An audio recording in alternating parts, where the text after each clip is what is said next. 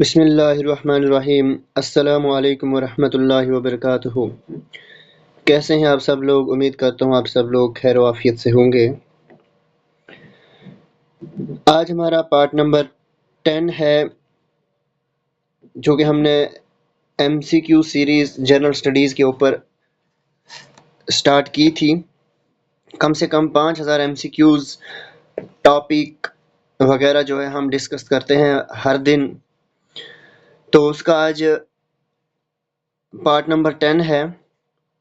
बहुत important questions हैं आज भी, ठीक है। कुछ करंट अफेयर्स के क्वेश्चंस हैं, कुछ जनरल स्टडीज़ के हैं, पॉलिटी के हैं, साइंस के हैं, ज्योग्राफी के हैं, मिक्स्ड क्वेश्चंस हैं। तो वीडियो को स्टार्टिंग से एंड तक ज़रूर देखिएगा, और चैनल पर अगर आप नए हैं तो चैनल को लाजमी शेयर करें, सब्सक्राइब करें। तो बढ़ते हैं हम अपने पहले क्वेश्चन की ओर। पहला क्वेश्चन है, which of the following countries are banned from participating in the Paris Olympics. जैसा कि आप जानते हैं कि पेरिस ओलंपिक्स जो 2024 में हुआ पेरिस में, ठीक है, समर ओलंपिक्स भी हम इसको बोलेंगे। तो इनमें से नीचे दी गई कंट्रीज में से कौन सी ऐसी कंट्रीज थी जिनको ओलंपिक्स के अंदर जो है पार्टिसिपेट करने से बैन कर दिया गया था? ऑप्शंस हैं रशिया, यूक्रेन, बेलारूस, रोमानिया। तो हमें पता है कि रशिया और बेलारूस जो है, इनका जो वार चल रही है वो यूक्रेन के साथ चल रही है, कॉन्फ्लिक्ट चल रहा था इनका। तो यूक्रेन के साथ कॉन्फ्लिक्ट चलते हुए इन दोनों कंट्रीज को ओलंपिक्स में पार्टिसिपेट करने से बैन कर दिया गया था। तो Russia and Belarus, that means option 1 and 3 is the correct option, ठीक है। मोस्ट इंपॉर्टेंट क्वेश्चन है। नेक्स्ट क्वेश्चन है, which of the following states is also known as soybean state. तो सोयाबीन स्टेट किसको कहा जाता है? वो कहा जाता है मध्य प्रदेश को, ठीक है। नेक्स्ट क्वेश्चन है, the term green revolution was first used by which of the following. Green revolution जो टर्म है, सबसे पहले इसको यूज किसने किया था? तो वो किया था विलियम गार्ड ने। विलियम गार्ड ने जो है इसको यूज किया था सबसे पहले, और कब किया था? 8 मार्च 1968 को यूज किया था, ठीक है। सबसे पहले ग्रीन रेवोल्यूशन टर्म को यूज करने वाले पहले जो साइंटिस्ट थे वो थे डॉक्टर विलियम एस गार्ड। कब किया था? 8 मार्च 1968 को, ठीक है। एक्स्ट्रा इन्फॉर्मेशन हम इसमें जानेंगे कि father of Indian green revolution जो है वो है डॉक्टर MS स्वामीनाथन। और अगर आप वर्ल्ड की बात करें तो वो कहा जाता है father of green revolution in the world, that is Norman E Borlaug, ठीक है। तो डॉक्टर वर्गीज कुरियन जो है, इनको कहा जाता है father of white revolution which is associated with milk, ठीक है। आइसोहेलाइंस जो हैं, ये कुछ लाइंस होती हैं, ये डिफाइन की जाती हैं as lines joining equal to. तो आइसो का मतलब होता है सेम। आइसो का मतलब क्या होता है? सेम। हेलाइन, हेलाइन का मतलब होता है सेलिनिटी। हेलाइन का मतलब क्या होता है? सेलिनिटी। तो दैट मीन्स आइसो हेलाइंस वो लाइंस होती हैं जहां पे सेलिनिटी इक्वल हो। इक्वल वो लाइंस जो लाइंस इक्वल सेलिनिटी को ज्वाइन करती हैं उनको हम कहते हैं आइसो हेलाइंस, ठीक है। अब जो लाइंस ज्वाइन करती हैं इक्वल टेम्परेचर को, उसको हम बोलते हैं आइसोथर्म्स। उसको हम क्या बोलते हैं? आइसोथर्म्स, ठीक है। ये हमें पता होना चाहिए। जो लाइंस ज्वाइन करती हैं इक्वल प्रेशर को, उसको हम बोलेंगे आइसोबार। उसको हम क्या बोलेंगे? आइसोबार। एंड वो लाइंस जो ज्वाइन करती हैं इक्वल रेनफॉल को, उसको हम बोलेंगे आइसोहाइट। ISOHYETS, आइसोहाइट्स। तो 4 की 4 हमने डिस्कस कर दी, ठीक है। 4 क्वेश्चन यहाँ पे बन जाते हैं कि बताए भाई कौन सी लाइंस को ऐसी लाइंस कहा जाता है जो इक्वल टेम्परेचर को ज्वाइन करती हैं। तो वो होती हैं आइसोथर्म्स, जहाँ पे प्रेशर इक्वल हो आइसोबार, और जहाँ पे रेनफॉल्स वाली लाइंस इक्वल हो उनको आइसोहाइट्स कहते हैं, और जहाँ पे सेलिनिटी वाली लाइंस इक्वल हो उनको हम आइसोहेलाइंस कहते हैं, ठीक है। Which of the following statement is are correct about ozone. Ozone का फार्मूला होता है O3। सबसे पहले आपको ये याद रखना है। ये कलरलेस गैस है, बिल्कुल ठीक। एक्टिव होता है, बिल्कुल ठीक। डॉप्सन यूनिट यूज किया जाता है टोटल ओजोन को मेजर करने के लिए, बिल्कुल ठीक। तो all the options are correct. ठीक है। यहाँ पे हमारे पास डिफरेंट टाइप्स ऑफ डॉक्टर्स होते हैं, उनके बारे में हम कुछ पढ़ेंगे कि किस को कौन सा डॉक्टर्स कहा जाता है। डॉक्टर ऑफ हार्ट जो होता है उसको कार्डियोलॉजिस्ट कहा जाता है। डॉक्टर ऑफ स्किन जो है उनको डर्मेटोलॉजिस्ट कहा जाता है। डॉक्टर ऑफ बोन आर्थोपेडिक कहा जाता है उसको। ब्रेन के डॉक्टर को न्यूरोलॉजिस्ट कहा जाता है। डॉक्टर ऑफ चाइल्ड जो उसको पेडियाट्रिशियन कहा जाता है। आइज वाले डॉक्टर को ऑप्थेल्मोलॉजिस्ट कहा जाता है। टीथ के डॉक्टर को डेंटिस्ट कहा जाता है। किडनी वाले डॉक्टर्स को, जो डॉक्टर किडनी का इलाज करते हैं, किडनी के अंदर स्पेशलिस्ट होते हैं, उनको नेफ्रोलॉजिस्ट कहा जाता है। सर्जरी वाले डॉक्टर्स को सर्जन कहा जाता है। डॉक्टर जो कैंसर के पेशेंट्स को डील करते हैं, ऑन्कोलॉजिस्ट कहा जाता है। माइंड वाले डॉक्टर साइकेट्रिस्ट कहा जाता है, मतलब जिसको दिमाग की प्रॉब्लम हो उसके साथ डील करने वाले डॉक्टर्स को साइकेट्रिक्स कहा जाता है। Liver, doctor of liver hepatologist. Doctor of women gynaecologist. Doctor of stomach gastroenterologist कहा जाता है। डॉक्टर ऑफ ईयर्स, ठीक है, ओटो लैरिंजोलॉजिस्ट कहा जाता है।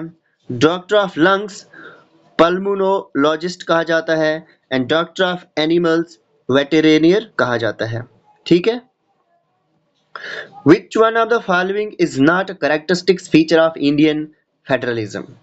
तो फेडरल इंडियन फेडरलिज्म है, उसका फीचर कौन सा नहीं है नीचे चार ऑप्शंस में से। The federating unit consented to form a union, तो बिल्कुल ठीक है। रेजिड्यूरी पावर्स जो है वो सेंटर के पास होती हैं, तो ये भी है। सिंगल सिटीजनशिप इंडिया की तो वो है ही। Extensive union and concurrent list, अब यूनियन लिस्ट भी है, कॉन्करेंट लिस्ट भी, और थर्ड एक स्टेट लिस्ट होती है। ठीक है, दैट मीन्स तीन लिस्ट होती हैं, ये सिर्फ दो लिस्ट की बात कर रहा है, तो दैट मीन्स डी पार्ट जो है कैरेक्टरिस्टिक्स जो है इंडियन फेडरलिज्म का नहीं है, क्योंकि हमें पता है कि इंडिया के अंदर तीन लिस्ट हैं इंडियन कॉन्स्टिट्यूशन में, union list, state list and concurrent list, but यहाँ पे सिर्फ दो लिस्ट की बात की गई है, इसलिए option number D is not correct. Which of the following countries is part of lithium triangle. Lithium triangle का नीचे दिए गए में से पार्ट में से कौन सा पार्ट है। ठीक है, तो लिथियम जो है काफी न्यूज में रहता है, तो लिथियम ट्रायंगल मतलब तीन ऐसी कंट्रीज हैं जहां जिन कंट्रीज में लिथियम जो है काफी ज्यादा जो है ऑब्टेन किया जाता है। ठीक है, तो वो है अर्जेंटीना, बोलिविया एंड चाइल। ठीक है, अर्जेंटीना, बोलिविया एंड चाइल जो है ये तीन कंट्रीज हैं जिनको लिथियम ट्रायंगल्स का हिस्सा माना जाता है। ठीक है, कमेंट सेक्शन में आप मुझे इन तीनों कंट्रीज की कैपिटल्स एंड करेंसी बताइएगा। ठीक है, नेक्स्ट क्वेश्चन है, मॉन्ट्रियल प्रोटोकॉल एक इंटरनेशनल ट्रीटी है जो प्राइमरी एड्रेस करती है कौन से इन्वायरमेंटल इश्यूज को। तो Montreal protocol is associated with ozone depletion, global warming के साथ जो एसोसिएटेड है वो है ग्रीन हाउस इफेक्ट। ठीक है, याद रखना। नेशनल डिजास्टर मैनेजमेंट अथॉरिटी जो है इसके हेड कौन होते हैं, prime minister. NDMA national disaster management authority, ठीक है, इसके जो हेड जो होते हैं वो प्राइम मिनिस्टर होते हैं। मोनोपोली जो है चाइना ट्रेड का ईस्ट इंडिया कंपनी के द्वारा लास्ट हो चुका था, कब हुआ था, 1813 में हुआ था, याद रखना। अब हम कुछ फंडामेंटल राइट्स के बारे में पढ़ेंगे, जितने भी फंडामेंटल राइट्स हैं उनके बारे में हम डिस्कस करेंगे। तो सबसे पहले हमें यह पता होना चाहिए कि फंडामेंटल राइट्स जो हैं comes under part 3 of the Indian constitution. ठीक है, फंडामेंटल जो है पार्ट 3 के अंदर आते हैं। ठीक है, और फंडामेंटल राइट्स जो हैं हमारे पास कहां से कहां तक पढ़ते हैं उन्हें हम डिस्कस करेंगे। Article number 14 deals with right to equality. Article number 15 deals with prohibition of discrimination on grounds of religion, race, caste, sex and place of birth. तो मतलब कोई भी डिस्क्रिमिनेशन नहीं होगा, वो आर्टिकल 15 में आता है। इक्वल तरीके से हर एक को ट्रीट किया जाए, वो आर्टिकल 14 बोलता है। ठीक है, पब्लिक एम्प्लॉयमेंट के साथ आर्टिकल नंबर 16 डील करता है कि इक्वल अपॉर्चुनिटी होनी चाहिए पब्लिक एम्प्लॉयमेंट के अंदर। अनटचेबिलिटी के साथ डील करता है आर्टिकल नंबर 7। ठीक है, आर्टिकल नंबर 19 है कि बहुत सारे राइट्स की प्रोटेक्शन होनी चाहिए regarding freedom of speech etcetera, that is article number 9। Protection of life and personal liberty, मतलब कि हर एक की अपनी लाइफ है, ठीक है, किसी की लाइफ में हम इंटरफेयर नहीं कर सकते हैं, ये भी एक जो है हमारे पास फंडामेंटल राइट है, जो कि आर्टिकल 21 में आता है। और आर्टिकल 21 के अंदर और भी बहुत सारे इंट्रिंसिक फंडामेंटल राइट्स हैं, ठीक है।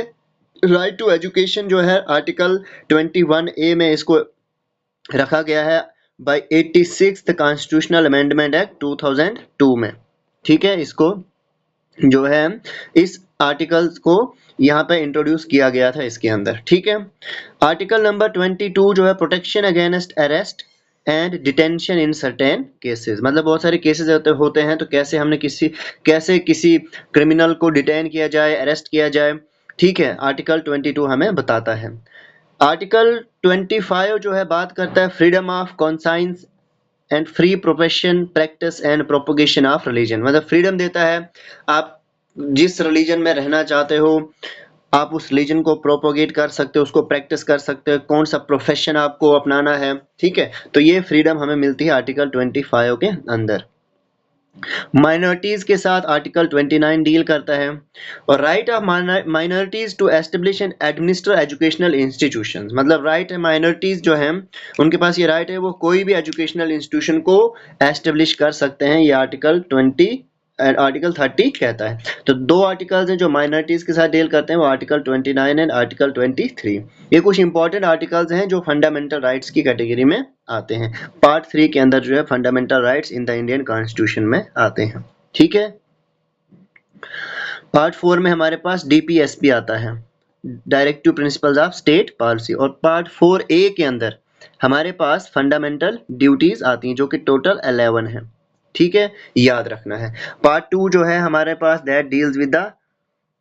पार्ट 2 जो है डील करता है सिटीजनशिप के साथ।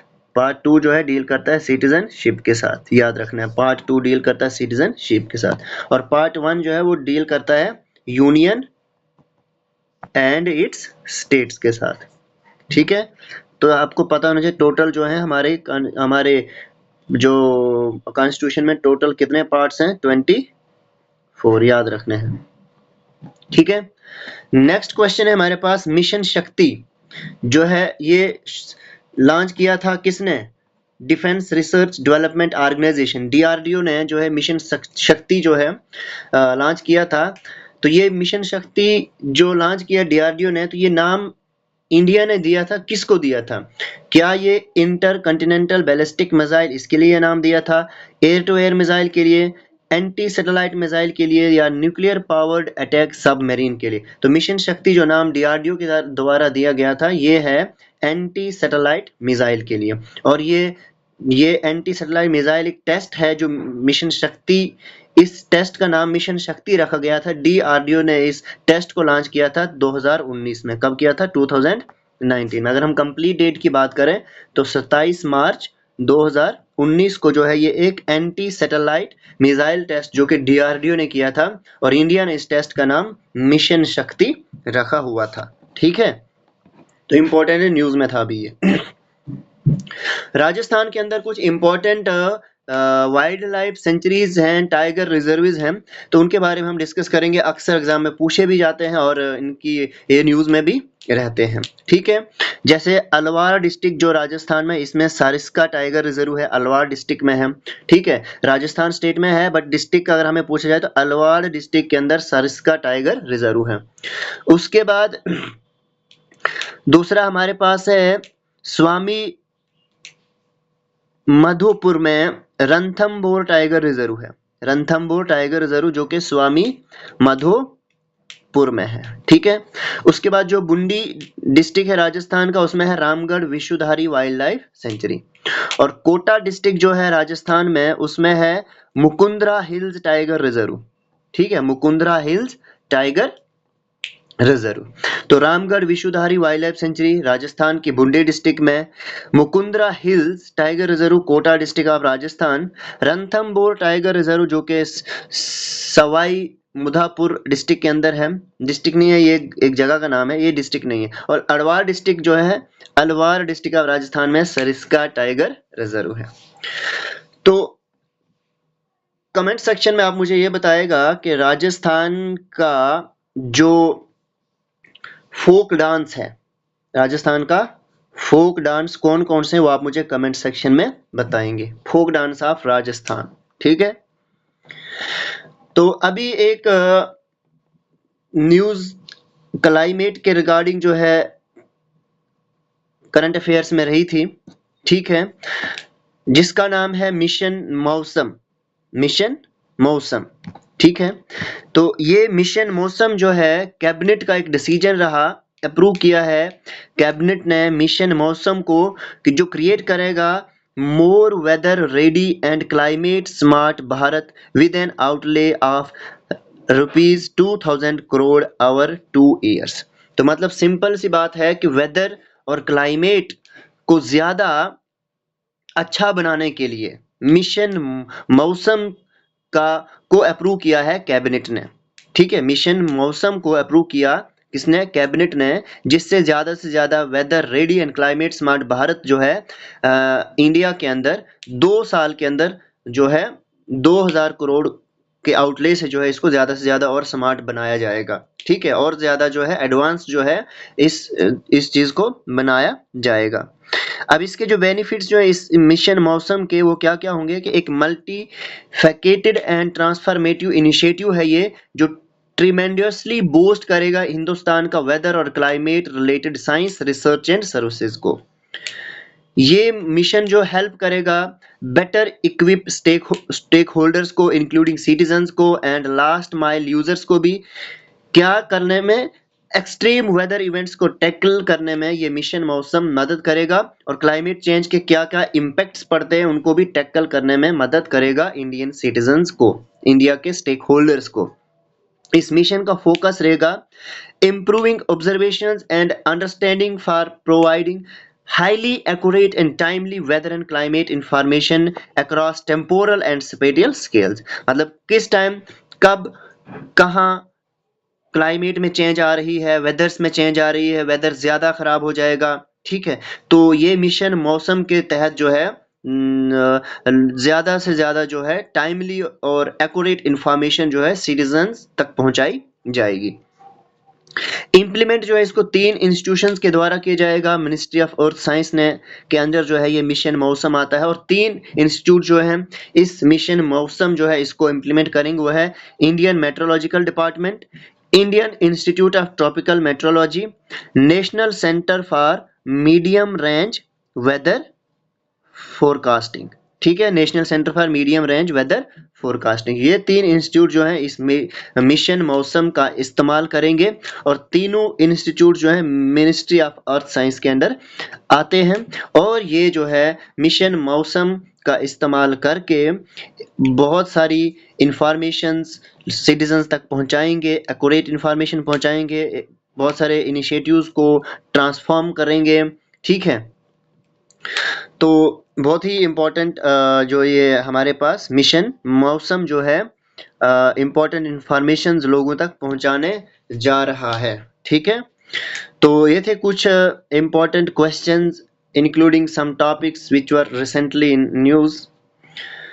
तो मिलते हैं फिर हम ऐसी ही एक और वीडियो में नेक्स्ट पार्ट में, तब तक के लिए खुदा हाफिज।